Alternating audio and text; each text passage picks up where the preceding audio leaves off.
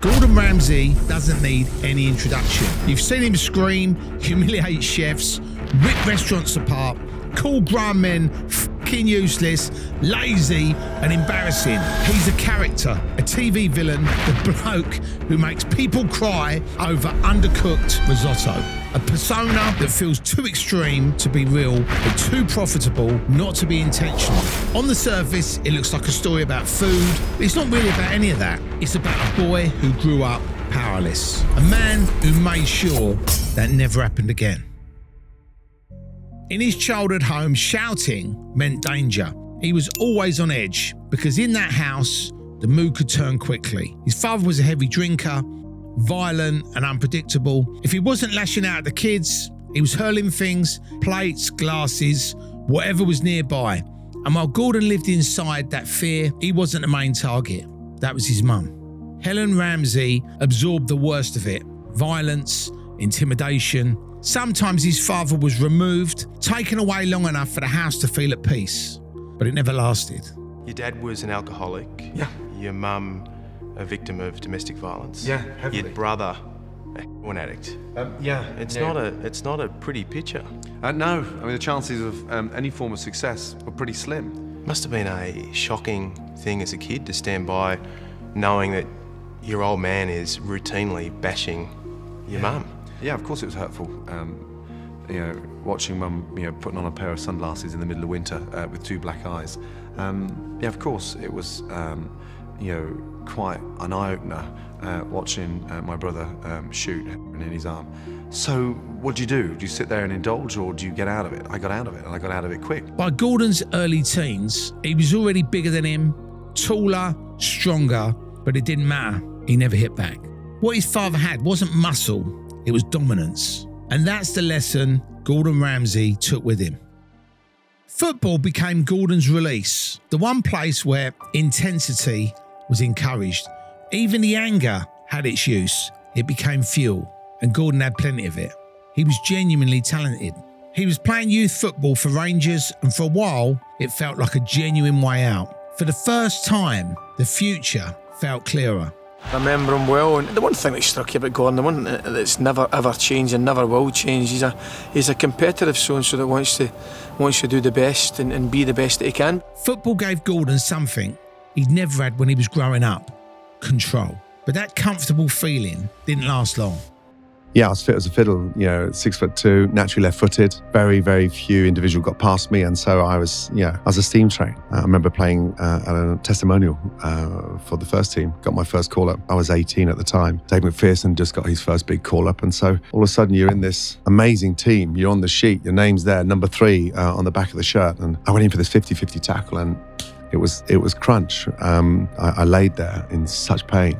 Tore my cruciate ligament and smashed my cartilage. We didn't have private healthcare. You didn't get whisked off to Germany for the latest surgeon because there's 4 or 5 guys behind me instantly to take my place. That was devastating. A serious knee injury during football at 19, the kind of injury every bloke swears ruins a professional football career. There's some fantastic memories and there's some tragic memories. The terrible memories were coming through those main doors and being sent upstairs to the boss's office and to be told that you're no longer part of Rangers. I got released on the back of an injury, smashed my cartilage, and then they said they'd keep an eye on me, but that's just a polite f*** really, that's all. The career he'd built his hopes around was over, but for Gordon, it forced him to look sideways. And that redirection, painful as it was, would end up changing everything. With football finished, Gordon needed something solid. He enrolled at North Oxfordshire Technical College to study hotel management. Going into sort of hotel catering was an excuse to get out of the scenario quickly. Mum and Dad going through a divorce, split up from my girlfriend, and all of a sudden, not a pot to piss in. Broke, and I thought, well, catering, I can travel the world. Study for 2 years and get out of this country, because I hated it. And that's how I started getting involved with food. At the same time, he stepped into his first proper kitchen job, right at the bottom, commis chef.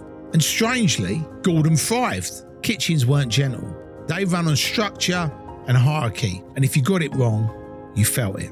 Given where he'd come from, the structure of a professional kitchen actually suited him. He worked quickly, learned fast, stayed behind when others clocked off, Over time, he earned the trust, and that trust turned into responsibility. Eventually, that trust landed him in charge of the kitchen at the Wickham Arms. But that's where he crossed the line. Gordon entered into a sexual relationship with the owner's wife. As a young bloke, you ran a kitchen at a joint called the Wickham Arms. Yeah. What a shithole. You had to quit. Well, why did you have to leave? I slept with the boss's wife because she made, a go for me. I mean, trust me, what 19-year-old chef, fit as a fiddle, built like a gypsy's dog, is going to say no to a stunning 33-year-old wife of your boss? Beautiful, absolutely beautiful. And it was great because all the knowledge that she was teaching me in terms of making love, my girlfriend benefited. When it came to light, his position was finished, fired. For many people, that would have ended a career before it began. But Gordon didn't collapse. He accepted the consequence, took the hit, and moved forward. By now, Gordon had built a reputation for being relentless. That reputation opened doors into serious kitchens. Then came Harvey's, working under Marco Pierre White. At the time, that was the standard, the benchmark. Marco didn't run a relaxed kitchen. It was disciplined, demanding, and mistakes weren't tolerated. If you couldn't keep up the pace, it showed. If you cracked under pressure, everyone saw it. My reputation is a product of exaggeration and ignorance. Did I shout? Yes. Did I scream? At times. Service is service, and in service, chefs shout. This is Gordon. He remains the only human being, as far as I'm aware, who's ever made Gordon Ramsay cry. No, I didn't make Gordon Ramsay cry. He made himself cry. That was his choice to cry. Marco's response was simple. The kitchen didn't break people, it revealed them. Marco Pierre White, for 2 years, side by side, 16 hours a day, relentless, because I was in that pursuit of perfection. And this guy put food on a plate like Picasso. I wanted to get that level of discipline. And so Marco was up north with some food critic away for the weekend. And for some unknown reason, I can't remember, but he couldn't come back to the restaurant to open it after the holidays. All of a sudden I was in charge. And he was on the phone every 2 minutes explaining what to do. But I knew what to do, but I'd never been given the reins. And at 22, when you're dropped in the shit like that, it's sink or swim. I didn't really understand the amount of pressure I was under at that particular time. But what I did see was empty plates coming back from the restaurant. And it was a high-octane, 2 Michelin star establishment.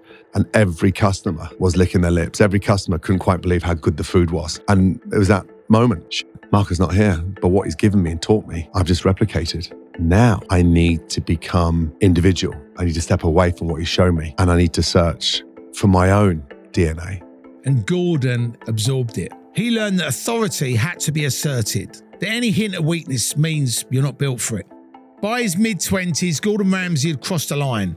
He wasn't chasing credibility anymore, he had it in spades. That path led him to La Tante Claire, one of the most respected kitchens in the country. And from there, the real turning point. A restaurant reborn under a new name, Aubergine. I fucking hate aubergines, but it's a great name for a restaurant.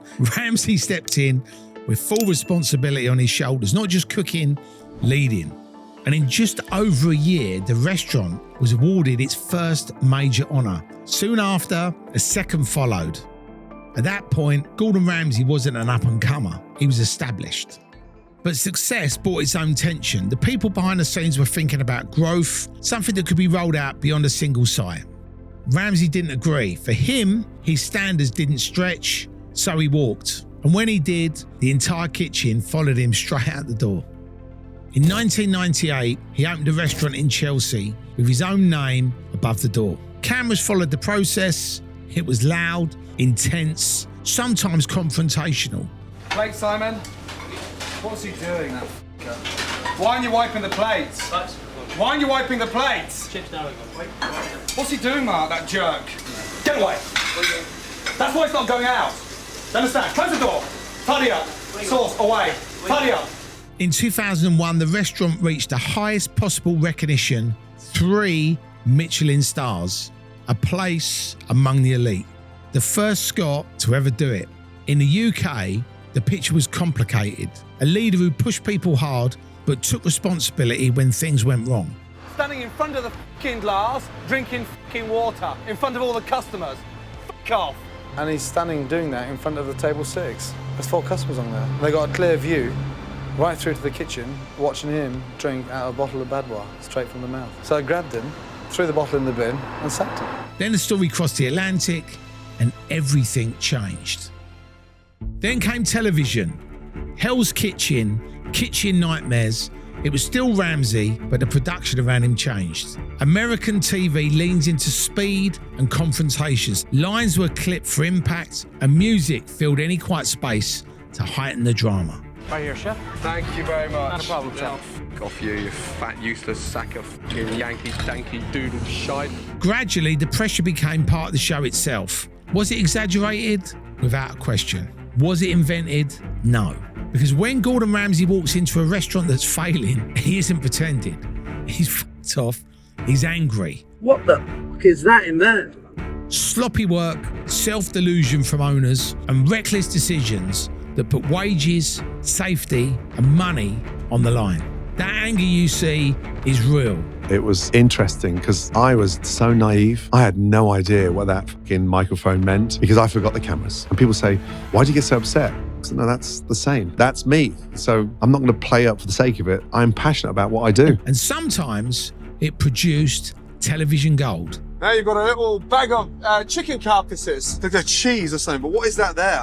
What is that? It became less about food, more about stubborn denial. Mouldy leftovers, disorganised kitchens. Ramsay tried to shock them into reality, but every suggestion he made hit a brick wall. Who the f*** are you to turn around and tell me when you work like a pig? You French pig! And that's what people remembered. There still came a breaking point, and that line was crossed in one place. A restaurant that refused to listen. And for the first time on camera, Gordon Ramsay would realise that even he couldn't force it. This is the episode people still talk about it because it went completely off the rails. Scottsdale, Arizona, Amy's baking company. At first glance, it didn't look like a disaster. The place was tidy. The cakes looked impressive. But underneath, it was something else entirely. Back in 2010, a customer left a negative review online. Just one review. And most owners would have ignored it or taken it as feedback. Amy didn't. She fired back online with a lengthy statement. It was emotional, personal, and it didn't take long for it to circulate. But Amy and her husband Sammy convinced themselves that it was all trolls and haters. So when they invited Kitchen Nightmares in, they didn't really want his help. It was for validation. Hey, chef. How are you? How are you doing? Nice to see you. First name is? Sammy. Sammy, good I'm to the see you. owner. You're Thank the owner? you. Yes. Wow. Well, look at that. Come on. My wife, Amy, yeah. Can I meet this lady? Yes, now. Please? Yeah. Amy. They expected Gordon Ramsay to walk through the door, back him up, and tell the world that they'd been treated unfairly. Once Gordon started asking questions, the cracks opened quickly. There's a lot of online bullies and haters and bloggers. We stand up to them, and I think we're the only ones that ever have as restaurant owners. And they come and they try to attack us and say horrible things that are not true. Because they're used to eating processed wood chips or used to getting things for free and not from us. Okay. The restaurant itself is very clean and nice, but it's Amy and Sammy that are the problem. Do not judge a book by its cover. People came and went constantly. Servers weren't allowed to keep their tips. All of it went to Sammy. Wow, $10 tip. Yeah. That's nice. For you? Of course, yeah. Why not? Do you think the girls deserve some tips tonight? No, they get hourly. And so do you think if I went and asked every customer when they leave a tip that it goes straight to the owner and not to the server, do you think they'd be astounded? Sir, the tip that you left, the young lady server, the owner takes the tips. No. Okay. Don't with me. Yeah, I will f with you. Who the f you think you are? Any criticism from staff, customers, or Gordon himself was treated as a personal attack. The dough is raw. I finished. It's raw. It's doughy. I have people tell me it's the best pizza that they've ever had in their life. My pizza today was undercooked, so it was raw, and I said, will you take that back?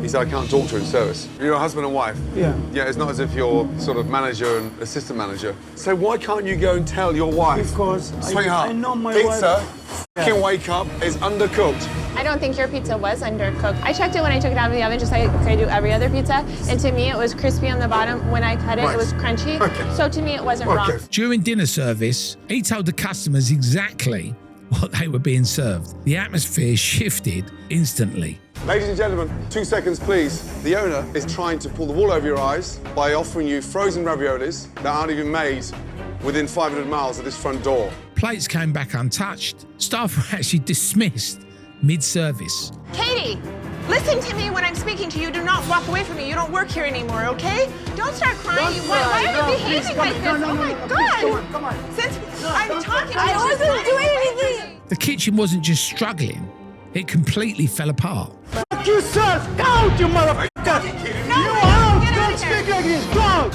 You go! Fuck you! Fuck you! kidding me right No, I'm kidding! I'm fuck you! Not kidding you! I'm fuck you! You motherfuckers, you all think that you can come in here and say these things. Are you kidding me? This is ridiculous. The next day, the restaurant didn't open. Instead, Gordon spoke to former employees. The stories poured out. Being ordered to clean personal property, constant intimidation. When Gordon finally confronted Amy and Sammy directly, there was no real reflection. What followed was shouting, accusations, and complete denial. I am always About honest. the problems that you've had, that you cannot talk to your wife, and the issues that she can't take criticism She before knows I that. met That's her. fine. I have no problem saying that. That's fine. And then, for the first and still the only time in the show's history, Gordon Ramsay walked away. And the right thing for me is to get out of here. Good luck. Because the owners just wouldn't listen. The episode exploded, then it went further. Footage surfaced, Sammy outside running after a customer. Many thought that Sammy was holding a knife, which he obviously denied.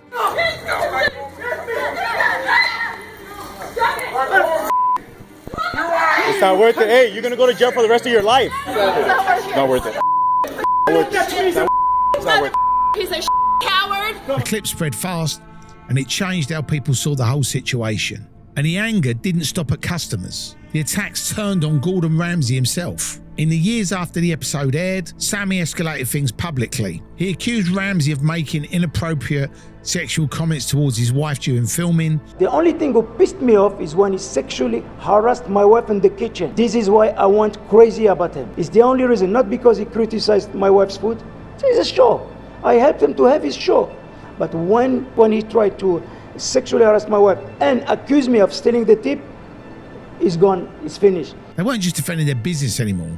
They were just pushing back at Ramsay, pushing back at customers, at critics, and eventually the doors closed for good. By the early 2020s, he was untouchable. An empire spanning continents, restaurants in major cities, television deals stacked on top of each other, books, endorsements, global brand recognition, serious money. Enough that he no longer needed to shout at anyone ever again. So what is Gordon Ramsay really? A character? Television has a way of amplifying whatever it touches. But exaggeration only works when there's something real underneath it.